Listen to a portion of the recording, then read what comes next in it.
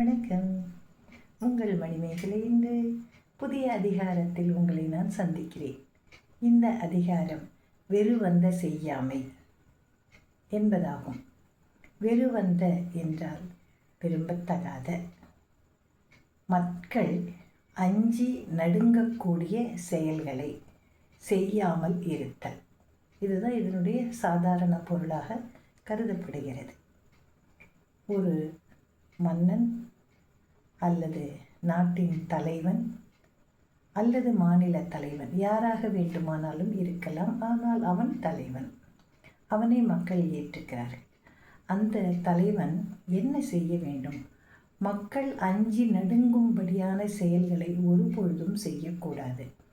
குற்றம் செய்தால் அந்த குற்றத்திற்கு சரியான தண்டனையை கொடுக்க வேண்டும். தண்டனை கொடுத்தல் என்றால் என்ன? நடுநிலைமை தவறாமல் அவன் என்ன குற்றம் செய்தான், அதற்குரிய காரண காரியங்கள் என்ன, அதன் பின்னணி என்ன, இது எல்லாம் ஆராய்ந்து அவனுக்கு மிகச்சரியான தண்டனையை வழங்க வேண்டும். அப்படி தண்டனை வழங்கும் பொழுது அந்த தண்டனையால் அவன் திருத்தப்பட வேண்டும். அந்த தண்டனை அவனுக்கு அளிக்கப்பட்டு விட்டது என்றால் அப்படியே தண்டனையோடு போயிடக்கூடாது.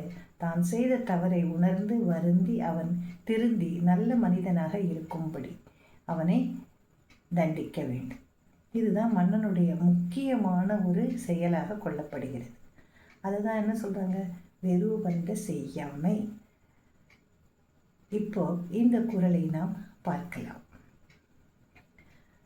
தங்காங்கு நாடி தலை செய்ய வண்ணத்தான் ஒத்தாங்கு மறுப்பது வேந்து.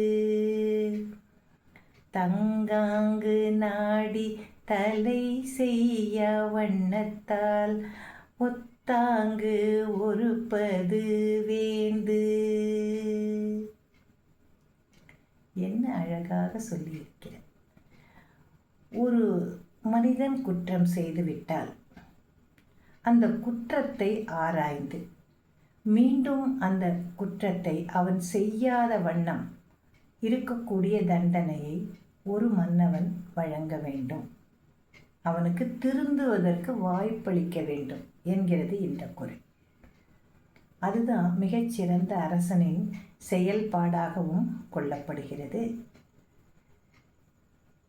பனிஷ்மெண்ட் கொடுக்குறேன் அப்படின்னு சொல்லிட்டு அவனை கொல்வது என்பது ஒரு சாதாரணமான விஷயம். ஆனால் அதனை விடுத்து அவன் திருந்துவதற்கு ஒரு வாய்ப்பினை நல்கி அவனை நல்வழிப்படுத்துவதும் அரசனின் கடமைகளில் ஒன்றாக கருதப்படுகிறது. இதை தான் இங்கே சொல்கிறார். எந்த குற்றம் செய்தாலும் குற்றம் செய்துட்டாங்க, அந்த குற்றங்களை ஆராய்ந்து அதற்குரிய தண்டனையை வழங்கி அதிலிருந்து அவன் அந்த குற்றத்தை மீண்டும் செய்யாத வண்ணம் அவனை திருத்துவதும் மன்னனின் கடமையாக கொள்ளப்படுகிறது என்கிறது தான் இந்த குறள். நன்றி. நாளை அடுத்த பதிவில் நாம் மீண்டும் இணையலாம்.